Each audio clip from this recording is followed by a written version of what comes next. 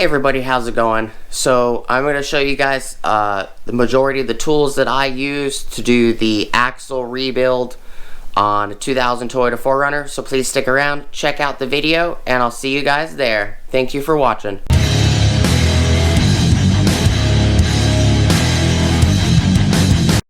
Hey everybody, how's it going?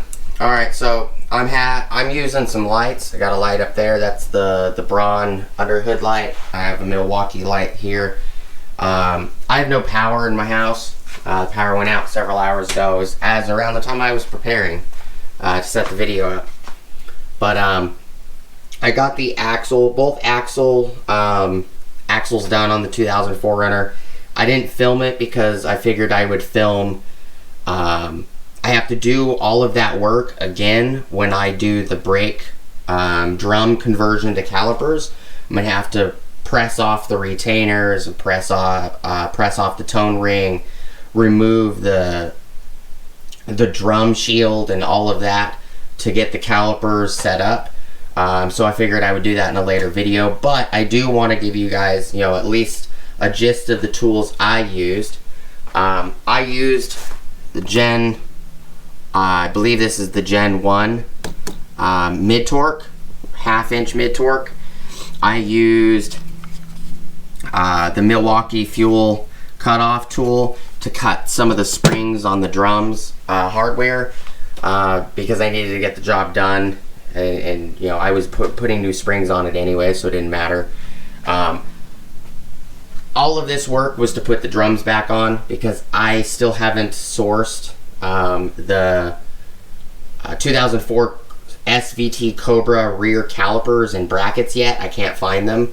I haven't found them yet, so I'm not doing the conversion right now. I just need to get the truck back up and running. I used the Milwaukee right angle die grinder just to clean the surfaces where all the diff fluid leaked out. I used M12 1/4-inch impact driver. I used that with this little brass brush to clean out the ABS holes on the axle. I used a 1/4-inch power torque extended 1/4-inch ratchet. Use that mainly for the deep 1/4-inch 10 millimeters for the two sensors, and I also used it with the 12 millimeters to get the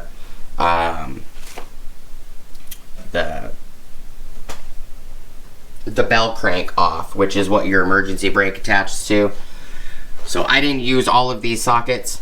I only used the sockets that are right here, and I'll turn this light on. Maybe it has enough juice in it to show you guys.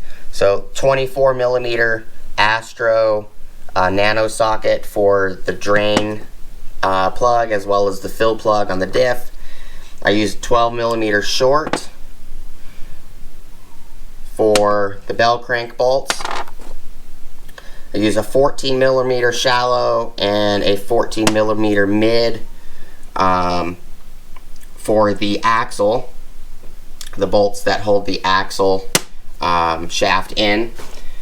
I also used a couple other sockets. I can't remember off the top of my head. I think one was like a 17. It was for something else. I don't remember. But these will get you started if you're going to do this job. And this is actually these Phillips bulbs and these Luminar indoor bulbs. These are all things that I got with this orange case at Harbor Freight. But I figured I'd show you guys. So I used a couple different pairs of flat jaw pliers. I got these medium-sized DeWalt's. I have a large pair of Milwaukee's that are flat jaw. I used almost dropped that on my foot. I used a curved draw. I don't remember what they're called. These I used on the brake hardware, which is all of these vice grips. This is Duralast. These are all Duralast brand, which is from AutoZone. So they have the two different size needle nose, and this style jaw. I don't remember what the name of them at the moment is. There. I used a brake line flare tool. This is a Duralast as well, 10mm and 12. The 2004 Runner takes 10mm. I used a Capri 14mm and 15mm wrench. That was the other socket I used. And this was to get, once the brake hardware is attached, you know, your wheel cylinder is attached, it's impossible to get a socket in there. So to tighten the axle housing, so I used a 14 double box end Capri wrench. Used 3 different size flat screwdrivers, and these were to pry up the retainer C-clip ring on the axle that holds the retainer in. A drum tool for the springs as well. There goes the power. As well as a star adjuster tool. This is 78486. This one's to adjust the star adjuster on the drum brakes. This one is 78481. I got these in a kit. It's a brake kit from Astro Pneumatic. I used a half inch just solid husky ratchet just for getting the with the 24mm you get the drain bolt as well as the fill bolt loose. This 3/8 gear wrench 84 tooth flex head ratchet is probably the most used ratchet during this job, was the 3/8 because I basically used 3/8 for everything on this job, except for the 1/4 inch, which was for the sensor and a couple small items. But I used an inspection light. This is just a Husky inspection light. It's the one I grabbed that I had previous videos, and that was just when I was doing the bleeding the brakes. I checked the reservoir with that. I did use, to stop the brake fluid from coming out, I did use a 7/32 vacuum cap. This worked extremely well. It fits over the actual hose, not the actual threaded nut that threads into the wheel cylinder, but the hose. And this did stop it from leaking. So 7/32 for that. I used a 5mm Allen to make sure I pressed the retainers on back to as close as possible as they were. Mine were about 5 to 6mm. One side was 5mm, the other one side was pressed on at 6. I also used this Lyle spark plug pulling tool to pull out the ABS sensors. Worked really well. I used a duckbill. These are just cheap Pittsburgh pliers. They ain't nothing special. These are smooth jaw.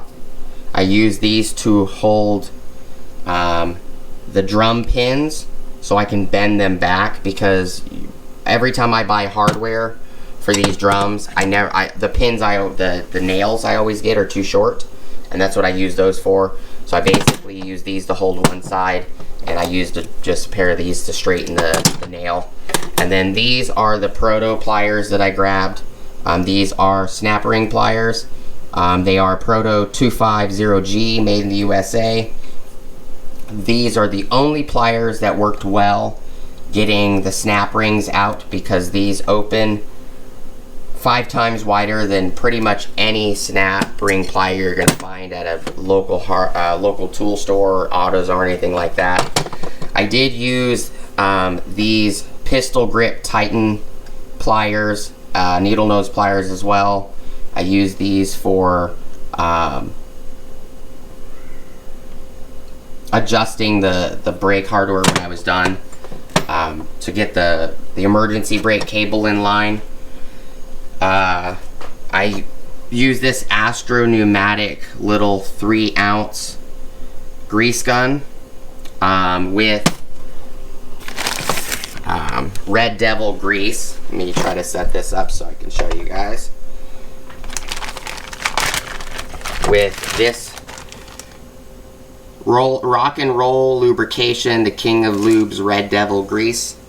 I use this to lube and press on the tone ring, the retainers, as well as I use it around the bearing to just plop the bearing in, because on these 4Runners, these years, the bearings are not press fit, they're actually quite loose. Maybe someday that we'll find a way to make that not a problem. A Milwaukee Inkzol fine point permanent marker. I use this to mark the retainer that goes into the inner seal on the axle, and what you just mark it around the retainer, just a line up, straight up on the retainer. And what it will do when you put the axle in and you turn the axle, you pull the axle back out and you can see where it's the inner seal is riding on the retainer. I used number 7 seal and bearing race installer. The handle is a 450710, and the seal the seal installer side I used, because the beveled side is for bearings and races, the flat side is for seals. So this is 4507-7. This is seal number 7, that's why there's a -7. Worked great to install the inner seals, and this is from OTC, which is, since now the power is back on, so it's this kit right here. 4507 is the kit. This kit right here, so it's this one right here. It's number 7. They go all the way up to number 9, so there's 9 in here, and the handle's number 10. Also, I did use this OTC part number 4579 9-way slide hammer to knock the inner seals out, and then I use this to put the inner seals in. Just figured I'd show you guys everything that I ended up using. This is a tool that I bought from Dwayne, which runs the eBay page MC Special Inc. This is an American-made tool made in Omaha, Nebraska. The yellow plate I did not use. This is for another item. I used the red plate, and I'm waiting to get the other adapters that I purchased for him from him. But all of this stuff right here came in one kit that I paid for. I did not use this guy, I didn't need it, because I ended up using this. This is just a 3-inch clean out, worked really well. This kit was revised when I bought the kit, and Timmy the Toolman did a video on this. I'll link the videos, but he used the 3-inch clean out as well. I forgot my kit came with this, which is basically the exact same thing. The exact same size as the 3-inch clean out. So that's what this is for. I ended up not using it, I used the clean out. This is for pressing the retainers on. This is goes on the top, on the outside of this tool. This is a pressing plate. I use this as well. And this tool, this goes up here, like that. I ended up not needing this, but it was nice to have. This tool works extremely well for this job. It's actually probably the easiest way to get this job done. And reason I'm showing you guys this with the stuff I picked up from Harbor Freight is the wind's really bad outside. That's why I picked up bulbs. I figured I'd give these cheap bulbs from Harbor Freight a try. Grabbed 2 packs. I use them quite a bit, which is for that light right there, this orange light right here. I have probably 4 or 5 of these lights. This light fell during a windstorm outside when I was working, and it just cracked the bulbs, which is, you know, happens. And then I figured I'd see if I like these or if I like the Philips, because I've been using these Philips versions of these 500 watt light bulbs for a very long time. I figured I'd maybe try these out and see how they compare. But this orange case is for this Toyota axle tool, because this will work This tool with other adapters, because I have a couple more adapters coming. This one's for 4Runners, you know, 3rd gens, you know, 1st, 2nd gen Tacoma and Tundras. You can use this red one on T100s, as well as a couple other vehicles, including the Helixes. The yellow one is for Tacomas, 2nd, I think 3rd gen Tacomas, if I remember correctly. I'd have to get the information out. I think it might be in here, I don't remember. He does send instructions that you can use. Let's see if I can sit this there.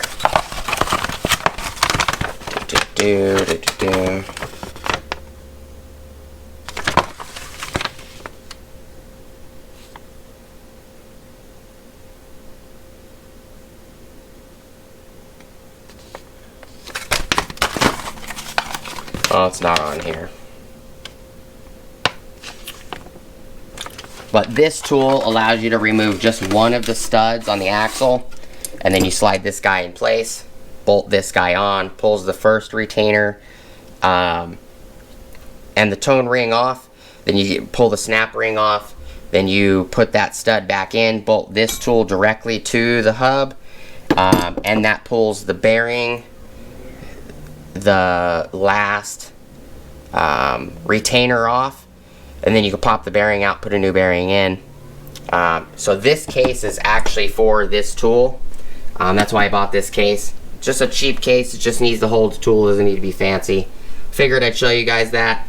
I will be doing an actual video on this job again, but the video that will be not just removing the retainers and the axle shafts, and that it's also going to be doing it to convert it to a rear caliper system. So instead of me showing you guys 2 videos, one where it shows me restoring the drum system, you know, there's lots of people that do that, including Timmy. He's got some videos I'll put up here for the drum system. He has the non-ABS system video for non-ABS. He has a video for ABS, and both of them are for drums, and he also has a second part to the ABS video, which actually shows him using this tool, if you guys want to see it. I will record showing you guys this tool in use when I get the calipers, the Cobra calipers I need for the rear for the 4Runner, so that way I can do the conversion. I've been spending about 1.5 years now looking for calipers, and they're not easy to find, Cobra calipers, for a 2004 SVT Cobra. But these are the tools I used. All of this is going to go into that orange box because it came in this little bitty box right here. So I'm tired of putting it back in that box, and because I'm buying other pieces, other tools, and other accessories for this tool, it's going to give me a better capability of having more room to put things in here. And I'm going to be putting this in here, like it came with these really wide 1/4-inch washers. I put 5 washers, which are like 1/64 washers, on these threads, and these little washers are for pressing the stud back on. So I had those washers already in my hardware box, so I'm going to dedicate these 5 washers to this kit. But I wanted to just show you guys what I have, what tools I used for the job. Yours may vary. I will try, when I do record the video, I will try to record and show you guys all the problems, all the things that a lot of YouTubers don't show. Because like Timmy, there's a few things that Timmy didn't show, which can make you excited to do the job, and then when you go to do the job and you start pulling things off, doesn't go as planned, and it upsets you. You know, some people, they do edit a lot.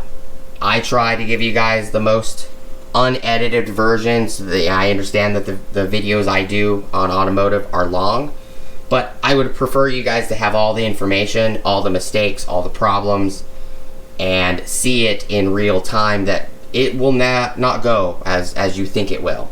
You know, you can always edit out the problems and the things that happened that went wrong, and not show them. I want to show them, so when I do the brake conversion from drums to calipers, I will show you guys this process on how to press the retainers, get the C-clip, and all of that off. I do appreciate your guys' time. This has been a 20-minute video, but I wanted to show you what tools I did use. And this tool in here, this slide hammer was amazing for pulling the seals out. And slide hammers are amazing in general for lots of things. You can pull hubs off with them and all kinds of stuff with them. 4579 is this tool. This was $100. These are the empty boxes to the parts that I installed, which when I do that video, here's an extra wheel cylinder for the drums. When I do that video, I will definitely give you guys a list of parts. I'll probably just do a quick video just showing you the parts I grabbed. I do appreciate your guys' time. It's nice that the power came back on. See the light? So that is nice to see. But I figured I would show you guys everything that I used. It may be different than what Timmy used. It may be different than what you may use. I use this to knock in the seals. This is a 1-pound dead blow hammer from Harbor Freight. It's just a cheap hammer. And after I couldn't get enough leverage with that guy on the seal driver, I used just a East Wing. This is an old East Wing, probably, I don't know, 12 ounce maybe. Yeah, it feels like probably about a 12 ounce hammer. Just keep in mind, if you want to do this job and get the snap ring off in a timely manner, you're going to want to get these Proto 250G USA made pliers, which you can get on Amazon. They are Proto J250G on Amazon. But all in all, job went well. I did have a problem with a dust boot walking out. I think maybe the passenger side might have widened a little bit from the bearing blowing, because one of the bearings is right here, and you can see several of the radial balls are missing because it's a radial ball bearing. The other bearing is right here on the driver's side, and this is all the metal flake that came out. So all the metal flake from that bearing I just showed you, this one right here, all the metal flake from that one, because the balls disintegrated. These balls are gone. They're basically powder. That's what all that metal flake is. So that one on the passenger side blew. The ABS sensor sucked in half of the flake, and then the rest of it physically transported from the axle shaft to the other side of the axle shaft to the driver's side, and it actually got caked onto this side. I actually have a photo of what it looked like when I took it out. I actually wiped this one down, and I'll insert the photo if you guys want to see what it looked like. It was a mound about that tall on the bearing, so that explains where all the powder went, because I couldn't find half the ball bearings. I know when I drained it, there was very little in the diff, or the third member. So I know that most of the powder has to be either on the driver's side, or I got most of it on the passenger side. And when I took the passenger side apart, because that was the side I did first, there wasn't enough powder for it to have been that many ball bearings for the radial bearing. So when I took the driver's side apart, I'm like, oh, that's where the rest of the ball bearings powder went, because it got shredded, turned to powder, and I guess instead of falling into the diff, it physically transported through to the other side of the tube, and it got stuck on the bearing. So that driver's side bearing wasn't blown completely bad, but it was extremely loose. So there was a lot of end play in here. A lot. It's hard to show you, but when it was on the the actual drum plate and it was in the assembly, it was doing this, where the driver's side was rocking a little amount. It was rocking like this, and the driver's side was rocking this like that, and the passenger side was rocking just a little bit. But just because the passenger side, let me see this guy, let me pick it up and show you guys. Alright, so this one right here, this one it's rocking a little bit, not bad, but that one's also the blown one. And if I show you real quick, this guy, pick this one up.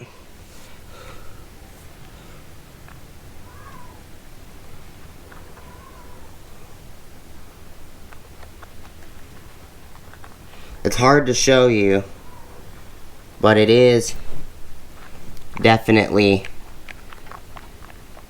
worse. There you go.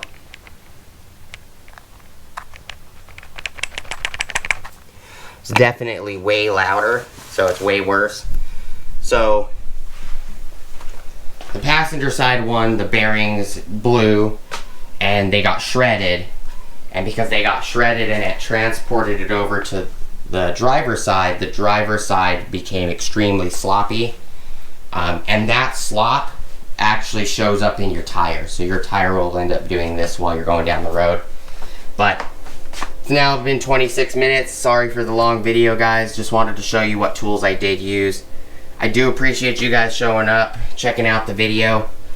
Bring that turned on. It's kind of windy out here, but I'll show you real quick. Truck is on all 4 feet. Truck's moving fine. I put 200 miles on it since I installed them and got everything done. Everything's working great. It's a lot better than it was. Even the braking is better in the rear. And the reason I say that is because when the drum brakes are actually on the outside and the bearing is, so when you have this apart, the bearing is actually attached inside the drum assembly. So when you take the drum off, that backing plate, the bearing's actually in that backing plate. So when the drum is on and the backing plate and the bearing goes bad in the backing plate, which is the hub is actually bolted to the backing plate for the drums. So when that tire was bouncing back and forth like this, because the bearing went bad, it was also shifting the brake shoes inside the drum, which was making them surge. It was making them like pulse. So now that the bearings are fixed, the drum brakes are actually quite smooth, and the front actually is a lot smoother. And let me try to go back inside because it's extremely windy out here.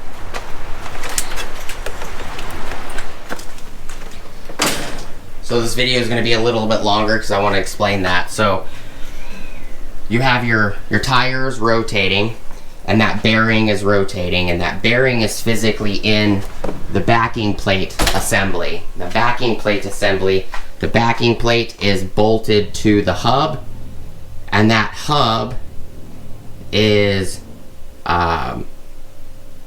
what houses the bearing, and then your axle shaft is pressed onto that bearing this direction, and then you bolt it on into the axle housing. You bolt it up to the housing. Well, when that bearing went bad, it was not just making the wheel, so if you're going this direction, it wasn't making just the wheel do this and wobble like this. It was also making the brake pads, or the brake shoes I should say, because the brake shoes are mounted to that backing plate. It's making the brake shoes move like this, and the drum is round, it goes straight flat on. So when you're stepping on the brakes, now the shoes in the rear are basically moving left to right, and it's actually not touching the shoe or the drum evenly. So that's where you get this pulsing feeling. So now no pulsing feeling's gone. It accelerates extremely smoother than it did before. There's no noise in the rear. I thought the noise was the U-joints because I just installed U-joints, but I thought maybe the U-joints were going bad again. Come to find out, when that bearing blew, that was the problem. It was both of those inner radial bearings that were the problem that was causing the axle noise in the back.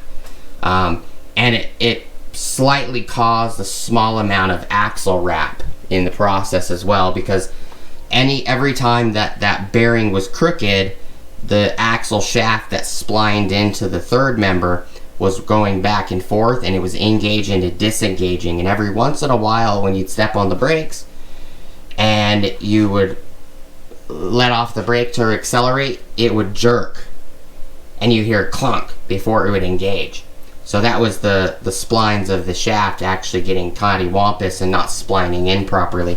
Luckily, both axle shaft splines are pristine. They're nice and clean. They're not worn. So it didn't do any damage to the third member. It didn't do any damage to the spiders. Didn't do any damage to the axle shafts at all. Just the bearings, and that's a plus. So if you have any problems with axle wrap, or you're getting this loud clanking noise when you go to accelerate after braking, check your bearings. Do appreciate you guys stopping by. Please like, comment, subscribe. Hit the bell notification icon for future updates. Go check out my Amazon affiliate links, my Acme Tools affiliate links, my DJI Electronics affiliate links, as well as my Ohio Power Tools affiliate links.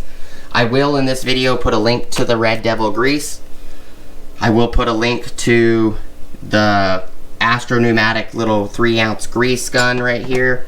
I'll put a link for the seal driver. I'll put a link for the OTC slide hammer, as well as the brake drum kit that I used, which those two tools came out of this kit right here, which is a master kit. The light just turned off, but that's this kit right here that came out of here and here. So I will put a link for that kit as well if you guys want to pick up that kit. I've been using that kit for years. Never had any issues with it. The only thing is don't clean it with brake clean or wipe off the part numbers. You can probably buy these individually. If I can find that, I'll let you guys know. If I have time, I'll put a link to the gear wrench ratchet that I used, which I got in a set of 4.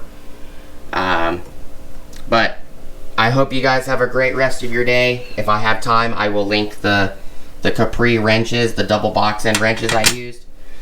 I hope you guys have a great rest of your day. Thank you guys so much for stopping by, and we'll do a separate video on this and what it looks like when it's done. And I hope you guys have a great rest of your day as always. Thank you guys so much for watching.